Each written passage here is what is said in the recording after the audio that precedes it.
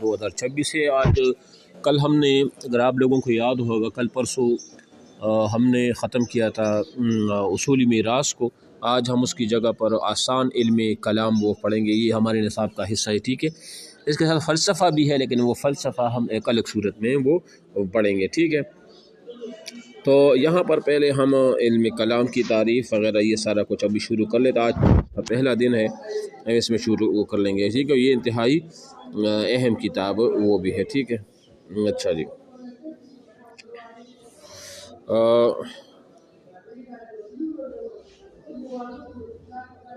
یہ یہاں سے شروع ہوتا ہے بھائی، یہاں سے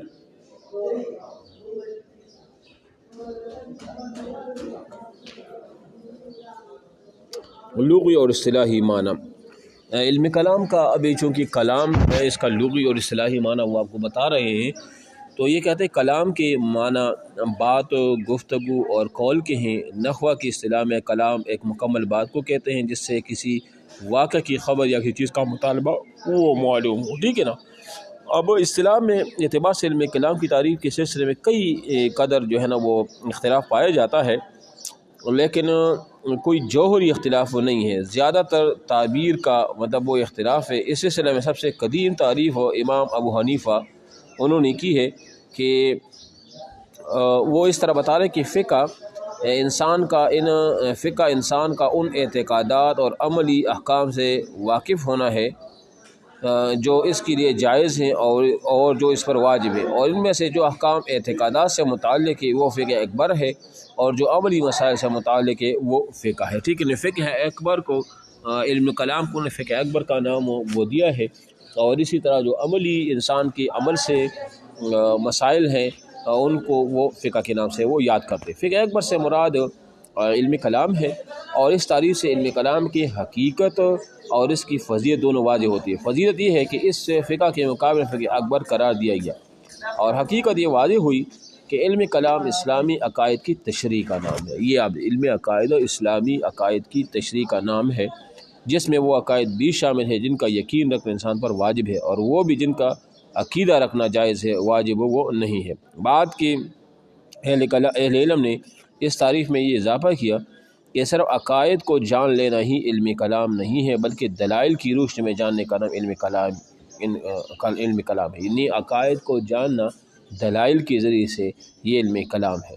چنانچہ علامہ نجم الدین عمر ابو حفظ نصفی ماتوریدی اور ان کی کتاب عقائد نصفیہ کی شرح میں علامہ سعد الدین طبرانی نے علم کلام کی حقیقت پر روشنی ڈالتے ہوئے لکھتے ہیں کہ البتہ 4 صدی ہجری میں مشہور فلسفی ابو نصر فارابی نے اس تعریف میں مزید وسعت پیدا کی۔ چنانچہ فرماتے ہیں یعنی کہ امام حنیفہ نے علم کلام کی تعریف کچھ الگ کی، بعد میں ابو منصور ماتوریدی نے کچھ اور طریقے سے کی، اس کے بعد سعد الدین طبرانی نے اس میں کچھ اور بھی جو ہے نا وہ کی۔ مثال کے طور پر اس تعریف میں ایجابی اور سلبی دونوں پہلو، یعنی علم کلام کے ذریعے اسلامی عقائد کو ثابت بھی کیا جاتا ہے اور اس پر ہونے والے اعتراضات کا جواب بھی وہ دیا جاتا ہے۔ اب سمجھ آ گیا؟ یعنی جو اسلامی جو ہمارے جو عقائد ہے، قرآن حق کتاب ہے، اللہ تعالیٰ کی ذات حق ہے، برحق ہے، اللہ تعالیٰ موجود ہے، اللہ تعالیٰ کے صفات برحق ہے، یہ جتنے بھی عقائد ہیں نا ہمارے عقائد، اس کا ثبوت اور اس پر ہونے والے اعتراضات کا جو جوابات ہیں نا اسی کو علم کلام وہ کہا جاتا ہے، ٹھیک ہے۔ گویا اس میں عقائد کی تشریح بھی ہے اور اس کا دفاع بھی۔ چنانچہ بات کو امام غزالی اور علامہ ابن خلدون نے بھی علم کلام کی تعریف اور تشریح میں دونوں پہلوؤں کو پیش نظر رکھا، اور عام طور پر اہل علم نے اسی منہج کو اختیار کیا ہے۔ اور یہاں پر قاضی عزد الدین یہ جو ایک دوسری عالم ہیں، انہوں نے بھی اس کی الگ جو ہے نا وہ تعریفات وغیرہ وہ کی ہے، ٹھیک ہے۔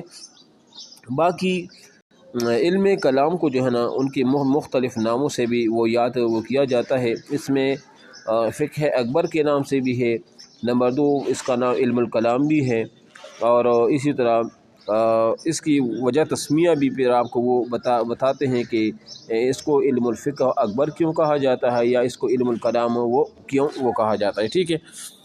تو یہاں پر اگر آپ دیکھیں اس نام سے امام حنیفہ نے اس کو موسوم کیا، فقہ اکبر۔ علم کلام تقریباً اسی دور میں اس علم کو علم کلام کا نام بھی وہ دیا گیا۔ چنانچہ امام ابو حنیفہ، امام مالک، امام شافعی، امام جعفر صادق رحمہ اللہ وغیرہ کی تحریروں میں کلام اور متکلمین کا ذکر وہ ملتا ہے، اور بات کو یہی نام اس فن کے لیے معروف ہو وہ ہو گیا۔ اسے علم کلام کیوں کہتے ہیں، مطلب اس علم کلام کو علم کلام وہ کیوں کہا جاتا ہے، اس کی وجہ تسمیہ وہ کیا ہے وہ بتا رہے ہیں۔ تو اس سلسلہ مختلف باتیں وہ کہی جا سکتی ہے۔ نمبر ایک یہ ہے کہ عام طور پر متکلمین جیسے ابو الحسن الاشعری یا قاضی عبد الجبار معتزلی وغیرہ اس علم کے مختلف مسائل پر بحث کرتے ہوئے الکلام فی قضا، الکلام فی قضا کا عنوان وہ قائم کیا کرتے تھے، اس وجہ سے اس کو علم الکلام وہ کہا جاتا ہے۔ نمبر دو، اس میں وجہ تسمیہ یہ ہے کہ علم کلام میں جو مباحث آتے ہیں اور ان میں اس مسئلہ کو بہت شہرت حاصل ہے ہوئی کہ کلام اللہ یعنی کلام اللہ یعنی قرآن مجید مخلوق ہے یا غیر مخلوق، یہاں تک کہ امام احمد بن حنبل کو اس وجہ سے بڑی آزمائش سے گزرنا پڑا، اس لیے اس کا نام ہی علم الکلام وہ رکھا گیا۔ ٹھیک ہے، یہ ہو گیا، یہ وہ آپ کو وجہ تسمیہ بتا رہے ہیں کہ علم الکلام کو علم الکلام وہ کیوں وہ کہا جاتا ہے۔ ٹھیک ہے نا۔ اور تیسرا یہ ہے کہ جیم پر آپ دیکھیں کہ متکلمین عام طور پر مخالفین کے ساتھ مناظری وہ کیا کرتے تھے، اور ظاہر ہے کہ اس میں کلام اور قدرت کلام کی ضرورت پڑتی تھی، اس لیے اسے علم کلام وہ کہا گیا۔ اس علم کی اہمیت کی وجہ یہ اس وجہ سے ہے کہ علم کلام کہا گیا ہے، گویا کلام تو بہت ہیں لیکن اصل میں کلام کہلانے کا مستحق یہی علم ہے۔ ٹھیک ہے، یہ ہو گیا۔ دوسری بات یہ ہے دوسری ایک بات ہے اس میں وہ یہ ہے کہ فقہ کی بنیاد بھی شرعی دلیلوں پر ہے اور علم کلام کی بھی، لیکن فقہ میں عملی مسائل سے بحث ہوتی ہے اور کلام میں عملی مسائل سے بحث نہیں ہوتی، لہذا عمل کے مقابلے میں اس کو علم کلام سے وہ موسوم وہ کیا گیا۔ ٹھیک ہے نا، یہ وجہ یہ کچھ بہرحال ایسا نہیں ہے کہ کسی منصوبہ کے ساتھ کچھ لوگوں نے اتفاق رائے کر کے اس کا نام علم کلام رکھا ہو، بلکہ عام طور پر کسی علم کے لیے کوئی نام چل پڑتا ہے تو اس کی بار بار تذکری کی وجہ سے وہ ایک اصطلاح کا درجہ وہ حاصل وہ کر لیتا ہے، اور پھر اس اصطلاح کے لیے لغوی اور معنوی مناسبت تلاش کی جاتی ہے۔ علم کا نام رکھنے میں کی بھی یہی صورتحال ہے، مطلب کسی نے کہا کہ اللہ تعالیٰ کا کلام قرآن مجید مخلوق ہے یا غیر مخلوق ہے، اس پر چونکہ پہلا مناظرہ ہوا تھا لہذا اس وجہ سے اس کو علم کلام نام رکھا گیا، یا باقی کلام کی بنسبت چونکہ یہی کلام ہے تو لہذا اس کو علم کلام اس وجہ سے وہ رکھا گیا، اور یا وہ جب بحث کرتے تھے کہ الکلام فی قضا و فی قضا، اس وجہ سے اس کا نام علم کلام وہ رکھا گیا۔ سمجھ آ رہی میری بات؟ تو یہ چیزیں وہ ہو گئی علم کلام کی، علم کلام کی وجہ وہ آپ کو انہوں نے وہ بتا دیا۔ ٹھیک ہے، اب اس کا جو ہے نا وہ علم کلام کا موضوع کیا ہے، موضوع یعنی اس کے اندر کون سی بحث ہوگی، علم کلام کے اندر ہم کیا پڑھیں گے، کون سا وہ موضوع ہوگا اس چیز کا کہ جس کے متعلق ہم یعنی کہ بحث و مباحثہ کریں گے پڑھیں گے وغیرہ، وہ بتا رہے۔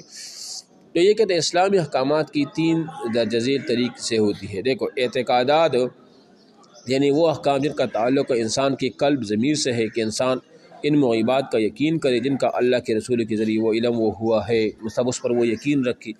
ایک تو یہ چیز ہے، ٹھیک ہے، مثال وہ ہمیں نظر نہیں آتا جس طرح کہ جہنم ہے، دوزخ ہے، اللہ کی ذات ہے، اللہ کی صفات ہے، اس کو ہم دیکھتے نہیں ہیں، تو پہلا درجہ تو وہ یہ ہے۔ دوسرا درجہ یہ ہے عبادات، یعنی وہ اعمال جو براہ راست خدا اور بندے کے تعلق کو ظاہر کرتے ہیں، جیسے نماز، روزہ، حج، قربانی، نذر وغیرہ، یہ عبادات ہیں۔ پہلے اعتقادات ہے، دوسرا کیا ہے وہ عبادات ہے، اور تیسری نمبر مناکحات یعنی رشتوں کی بنیاد پر شریعت میں مختلف لوگوں کو کہ جو حقوق و فرائض متعین کی گئی ہیں ان کے متعلق احکامات جن کو آج کل آئلی قوانین احوال شخصیہ یا پرسنل لا وہ بھی وہ کہا جاتا ہے۔ ٹھیک ہے، تو یہ 3 چیزیں ان کی وہ ہو گئی ہے۔ ٹھیک ہے، اور بعض چیزیں معاملات ہو گئی ہے، عقوبات، سزائیں ہیں، احکامات ہے وغیرہ وغیرہ، تو یہ تمام تر یہ چیزیں وہ ہو گئی۔ ٹھیک ہے، ان احکامات تعلیمات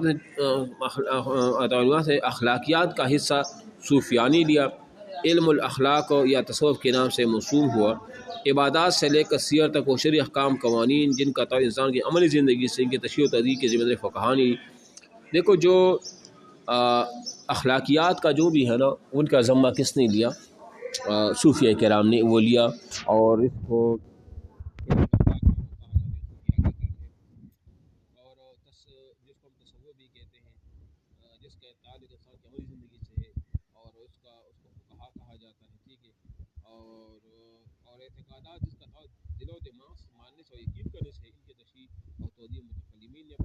اور یہ علم کلام وہ کہا گیا۔ ٹھیک ہے، ان عرض کے علم کلام کا موضوع اسلامی اعتقادات ہیں، ٹھیک ہے، متکلمین کے کام کیا ہوتے ہیں، تو انشاءاللہ یہ یہاں سے ہم ان کو کل پڑھیں گے، ٹھیک ہے نا۔